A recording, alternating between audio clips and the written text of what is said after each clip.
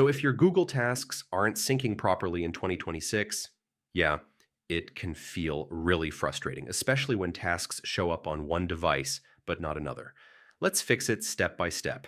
First, make sure your internet is stable on all devices. Sync won't work properly if even one device has a weak or unstable connection.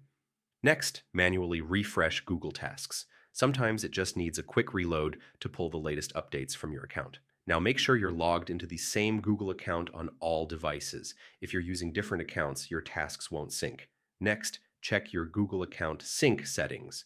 Make sure Tasks Sync is turned on so your data can update across devices. If syncing is still stuck, close the app or browser completely and reopen it. This clears temporary glitches that often block updates. Now clear cache if you're on a browser or mobile device.